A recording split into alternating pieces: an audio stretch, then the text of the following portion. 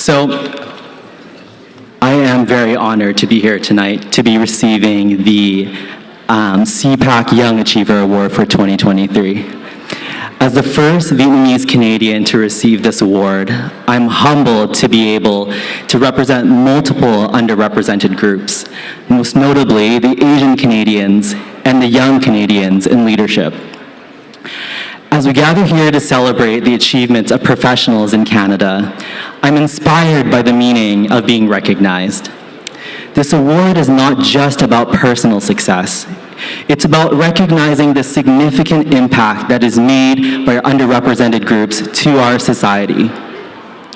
Our diverse nation is a beautiful mosaic of cultures, backgrounds, and experiences. But the reality is that not all voices have had the opportunity to be heard equally. To me, this event is so meaningful because it recognizes the importance of striving for greater diversity and inclusivity in our communities, workplaces, and leadership positions. It reminds us that no matter your age, race, sexual orientation, or background, you can make an impact. So I was told that I had to actually talk about myself up here, and so a bit about my past. My family immigrated to Canada over 30 years ago with nothing but the clothes on their backs. Growing up, we didn't have very much, but we were always taught two things. The first is to always help others, and the second was to focus on the opportunities you're given rather than the ones that you were not. Now, the second one is actually quite hard to do, especially for underrepresented communities, and is one of the reasons why I'm sure CPAC as an organization exists. But the reason I'm sharing is because this is one of the reasons that sparked my passion to strive for growth and push for change.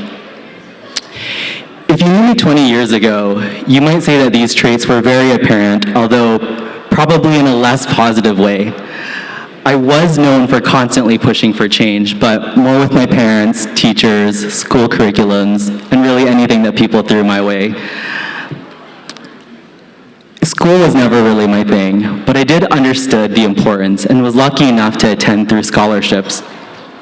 And during this time, my friends, family, and I, and actually my sister who's sitting at table 3, I don't know if she's still there, but shout out to Vivi. We founded a society to facilitate education in Zimbabwe. As a group, we organized a bunch of events and fundraisers with a mandate to build infrastructure for education in a developing country in need. We eventually had to dissolve the organization as the different team members moved across the world, but it did teach me a very important lesson. And that lesson is that diversity is something that we have to work towards and not something that will happen on its own.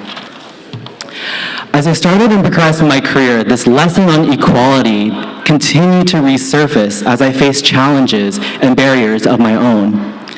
Like me, I'm sure many of us have faced this at one point or another, where we were treated differently because of who we are. This would sometimes be very obvious, but can also sometimes be less obvious. Either way, having to put in 2, 3, or 4 times the amount of time and effort as others, only to be lucky to get the same outcomes and opportunities should not be normal.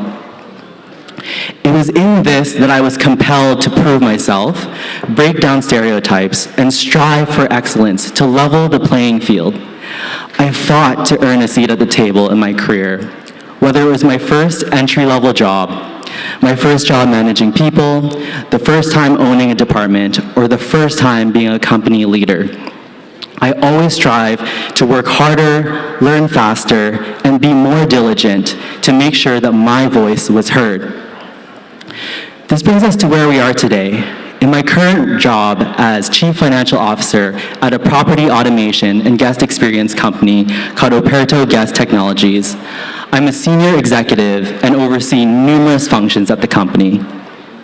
Since joining, the company has grown exponentially and has expanded across the globe. We've grown the team from 35 employees to over 120 in the last year, and recently was recognized as a top company to watch by Deloitte in Canada in their Fast 50 program, for growing revenues by over 800%.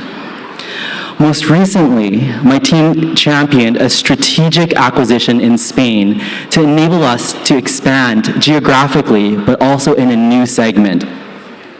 We also recently completed our Series B raise for $34 million. What I can say in all of this is that it was really through our diverse voices, networks, and experiences that enabled such success and innovation. And so tonight, I'm excited to be at an event that reminds us that our collective strength lies in embracing our differences and lifting each other up.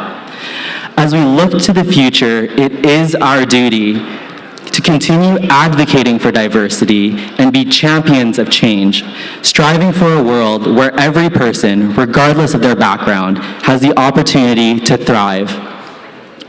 To close, I want to take this opportunity to share this award with my family who work tirelessly to create a better future for me, to my friends who provide me with constant support, to my colleagues who continuously challenge me, and to all the underrepresented groups who may have fought for a more inclusive future.